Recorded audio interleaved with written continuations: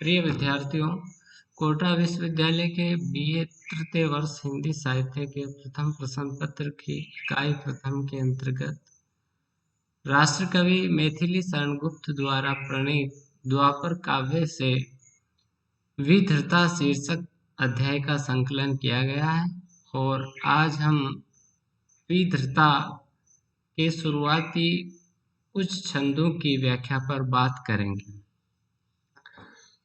इससे पहले विधृता पर बात करते हैं। विधृता की जो कथा है वो श्रीमद् भागवत पुराण पर आधारित है। द्वापर काव्य का जो नाम है वही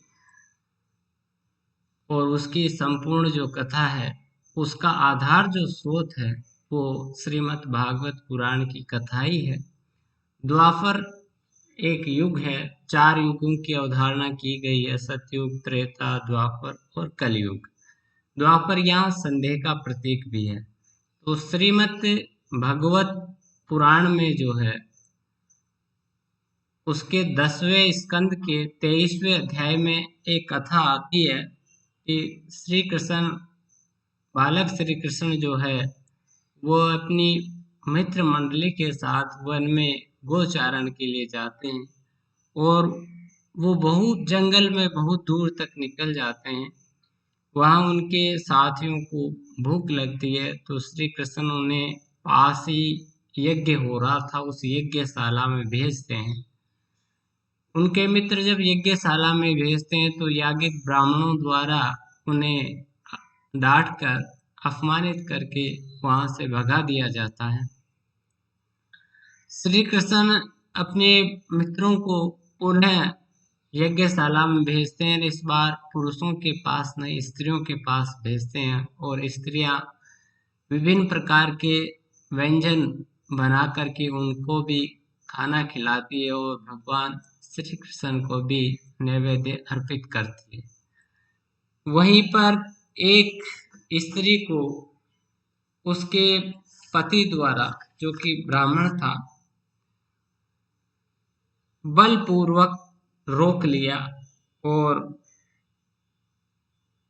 इस कारण वह स्त्री जो है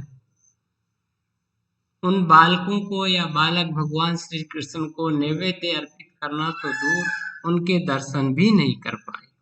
और जब पति के द्वारा स्त्री पर दान देने पर बंदिश लगा दी गई और इस कारण वह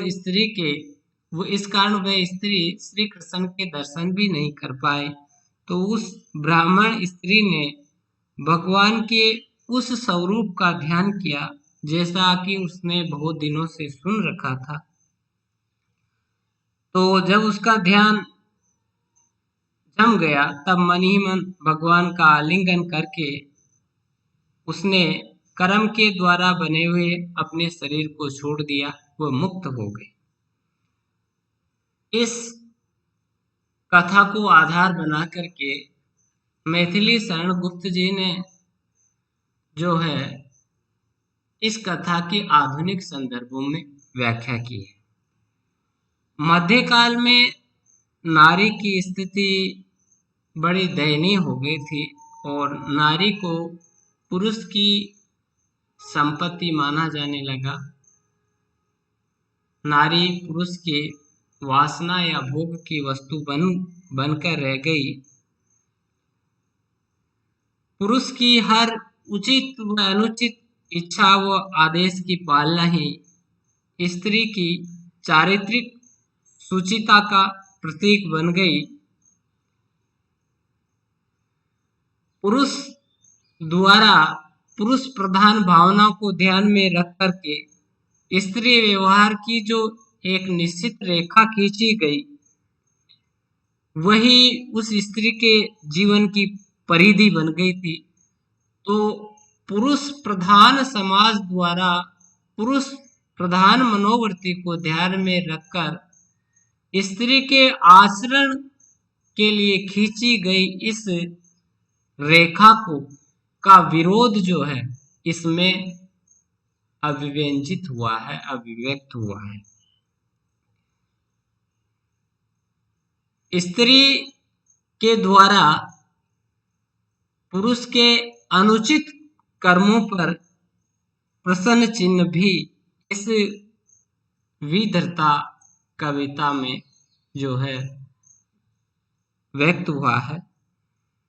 साथ ही कर्म कांड प्रधान जो याज्ञिक परंपरा है उसको भी इसमें अनुचित बताया गया है। साथ ही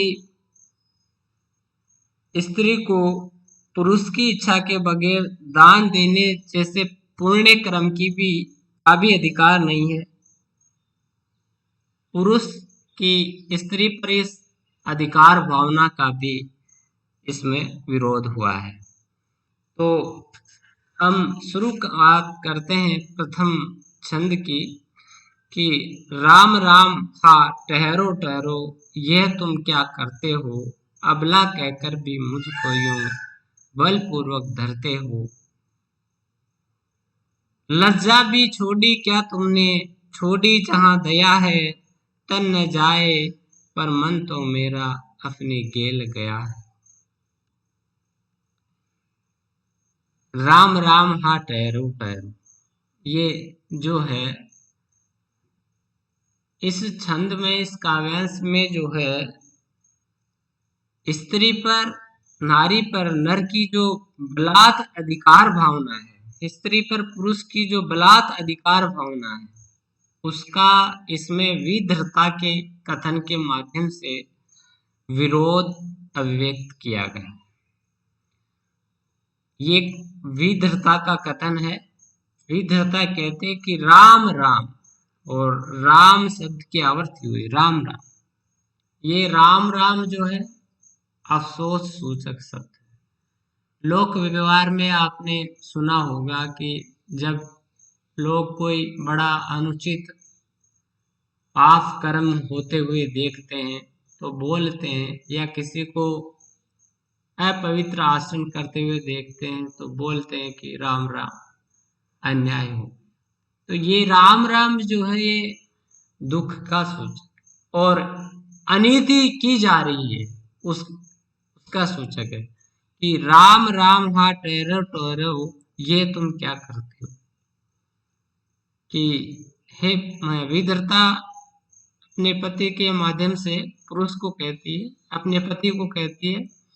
तो विधर्ता के माध्यम से ये जो कथन है, विधर्ता का जो ये कथन है, वह उसके संपूर्ण स्त्री वर्ग का प्रतिनिधित्व करता है। विधर्ता संपूर्ण स्त्री जाति की प्रतिनिधि का जो है प्रतिनिधित्व करती हुई यहाँ अभिव्यक्त हुई है, उपस्थित हुई है। स्त्रियों की दशा इसी प्रकार की है, और स्त्रियों की दशा की अभिव्यक्ति जो है विधर्ता के कथन से हो रही है। आधुनिक काल में स्त्री ने अपने अधिकारों की मांग की है और पुरुषों की उस पर बलात् अधिकार भावना का विरोध व्यक्त किया, तो उसी की अभिव्यक्ति इसमें हो रही है कि राम राम हा ठहरो ठहरो। कि ये बड़े ही अफसोस की बात, बड़े दुख की बात है कि तुम अन्याय कर रहे हो, तुम अनीतिपूर्ण आचरण कर रहे हो, तुम्हारा ये आचरण उचित नहीं, तुम ठहरो, रुक जाओ, इस आचरण से बात आओ। अबला कहकर भी मुझको यूं बलपूर्वक धरते हो। और अनुचित क्या किया जा रहा था कि तुम मुझे अबला कहते हो, अबला जो अपनी रक्षा में समर्थ नहीं हो, लेकिन उसके बावजूद भी बलात् अधिकार करते हो। उसके बावजूद भी तुम मुझे अबला कहकर भी जबरदस्ती मुझ पर अधिकार भावना रखते हो, जबरदस्ती मुझे जो है रोकते हो। तुम्हारा ये जो कर्म है वो अनुचित है, क्योंकि शक्ति का प्रयोग केवल सबलों पर भी किया जाता है। निर्बलों पर, असहाय पर, अबला पर, स्त्रियों पर शक्ति का प्रयोग करना अनुचित है, अपवित्र आचरण है। और इसलिए विधर्ता कह रही है कि पुरुष की उस भावना पर का वो विरोध कर रही है जिसमें वो स्त्री को अबला कह करके उसे पुरुष के अधिकार की पुरुष के संरक्षण की आवश्यकता बताता है कि स्त्री जो है वह अपनी रक्षा करने में खुद समर्थ नहीं है, पुरुष ही उसकी रक्षा कर सकता है। पर वही पुरुष जो है उसको अबला कह करके, अबला के कथन के माध्यम से फिर उसी पर अत्याचार करता है। तो ये अनीति है, अन्याय है, और इसका विरोध वे करती है कि तुम अबला कहकर भी मुझ पर जबरदस्ती अधिकार भावना कर रहे हो, जबरदस्ती मुझे रोक रहे हो। लज्जा भी छोड़ी क्या तुमने, छोड़ी जहां दया है। और विद्रता कहती है कि तुमने दया तो छोड़ी है, पर दया के साथ साथ लज्जा भी छोड़ दी है क्या। तुम्हें स्त्री की दयनीय दशा पर, मेरी दयनीय दशा पर, करुण दशा पर दया तो आती नहीं है, पर क्या तुम में शर्म भी शेष नहीं बची है, क्या तुम में लज्जा भी नहीं बची है। और इस तरह से अबला पर जबरदस्ती अधिकार भावना करते हुए, अबला पर बल का प्रयोग करते हुए तुम जो है लज्जा को छोड़ करके बेशर्म हो रहे हो। आगे वो कहती है कि तन न जाए पर मन तो मेरा अपनी खेल गया है। स्त्री विधरता कहती है कि चाहे तुम मेरे इस शरीर पर अधिकार कर और इसको इसको अपनी सीमाओं में बांध लो, लेकिन मेरा मन जो है उसको तुम अपनी सीमाओं के भीतर नहीं बांध सकते हो, और मेरे मन को अपनी इच्छा अनुसार आचरण करने से तुम नहीं रोक सकते हो। वह तो मेरे द्वारा इच्छित मार्ग का अनुसरण कर रहा है। तो विधर्ता का ये जो कथन है इसलिए आया कि उसने जो है भगवान अपने मन के अनुसार सुने हुए स्वरूप का स्वरूप जो भगवान श्री कृष्ण का था उसका ध्यान किया, और वो शरीर को छोड़ करके मुक्त हो जाती है। ये बात कही गई कि स्त्री के तन को बांधा जा सकता, बंधन जो है वह केवल तन का है, मन का बंधन नहीं हो सकता। पास रहकर भी दूर और दूर रहकर भी पास हो सकता है। तन के सो सुख सो सुविधाओं में मेरा मन वनवास दिया। तो ये ऐसी ही स्थिति इसमें व्यक्त हुई है कि शरीर पर पुरुष द्वारा अधिकार जमाया जा सकता, पुरुष द्वारा शरीर को रोका जा सकता, अपनी सीमाओं में कैद किया जा सकता, पर स्त्री के शरीर को, पर पुरुष द्वारा स्त्री के मन को अपने द्वारा वांछित सीमाओं के भीतर कैद नहीं किया जा सकता, और स्त्री के को वो अपने मन की इच्छा के अनुसार आचरण करने से नहीं रोक सकता। मानसिक आचरण तो स्त्री पर पुरुष की जो अधिकार भावना है उसको यहाँ पर निंदनीय, कुत्सित बताया गया है, और पुरुष के लिए पवित्र मानवीय आचरण की जो है वो आवश्यकता है, इस पर बल दिया गया है।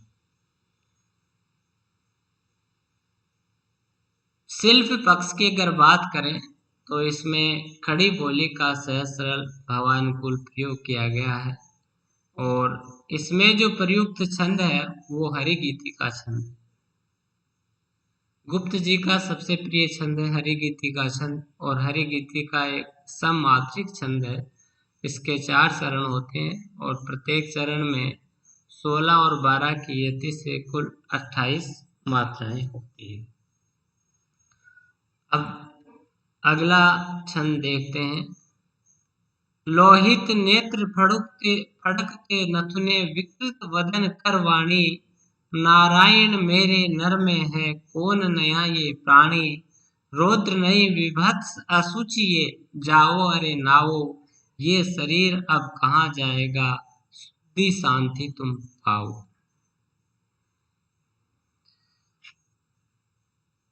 विधता जो है पुरुष को संबोधित करते हुए कहती है कि क्रोध के कारण तुम्हारे जो नेत्र हैं वो अंगारों के समान लाल हैं, और तुम्हारे नथुने जो है वो कड़क रहे हैं।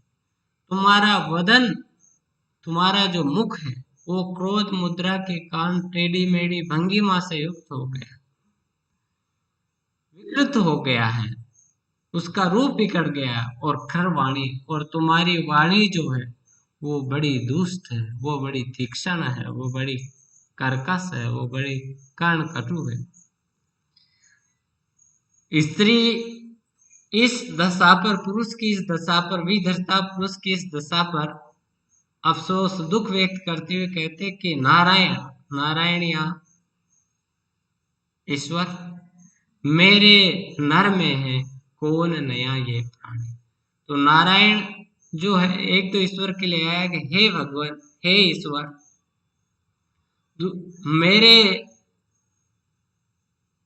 पति, मेरे पुरुष जो पति परमेश्वर है, मेरे नर जिनमें नारायण का वास है, ये नर जिसमें नारायण का वास है, मेरे पति जो परमेश्वर है, उनमें आज ये कौन सा नया प्राणी का स्वरूप प्रवेश कर गया। कौन सा ये नया प्राणी है?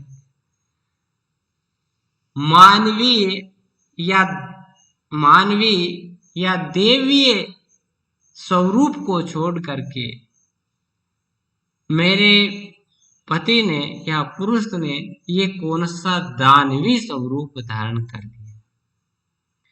और वो कहती है आगे कि रौद्र नहीं, विभत्स, असुचि। असुचि का मतलब अपवित्र, और विभत्स जो है घृणित। ये क्रोध नहीं है, ये क्रोध युक्त जो आचरण है वो विभत्स है, घृणित है, असुचि है, पवित्र है। पुरुष का, पति का स्त्री के प्रति इस प्रकार क्रोधपूर्ण जो आचरण है वो घृणित है, अपवित्र है। इससे मुक्ति की आवश्यकता है।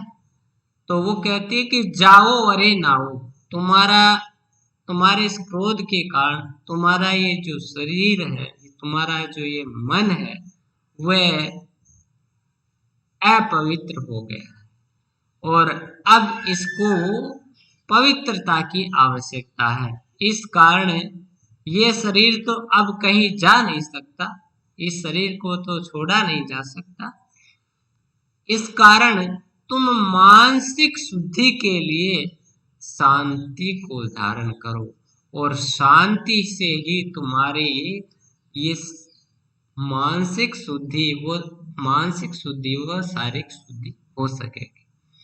तो विधृता जो है उसके कथन के माध्यम से इसमें पुरुष को पवित्र मानवीय आचरण की आवश्यकता है, इस बात की व्यंजना की कि पुरुष स्त्री पर अधिकार भावना के कारण जो है,